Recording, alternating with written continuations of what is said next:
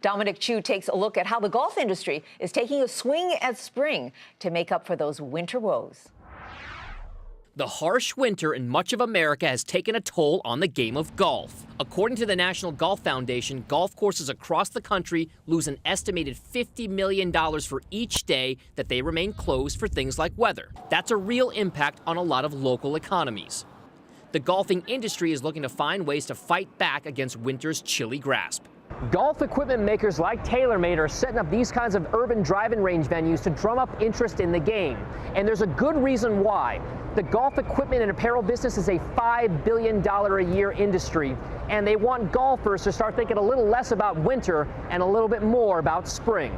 Celebrity golf instructor and former Tiger Woods coach Hank Haney is eager to get golfers back into the swing of things.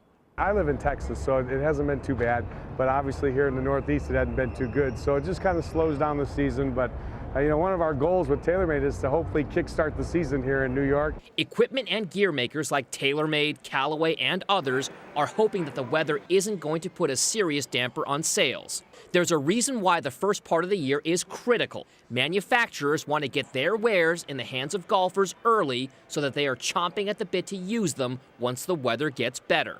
The worry is that a longer winter will cause people to postpone their purchases a couple extra months, or worse, postpone them till next year or indefinitely. When you extend the winter by a month, you reduce the sales almost by a month in the United States. So it's not exactly a ratio of 1-to-1, but in the toughest part of the country, when it's the coldest, that's what you find. Now, the cold winter will eventually end, but will the golf industry be able to recover and save par, or will 2014 land it in the rough? For Nightly Business Report, I'm Dominic Chu.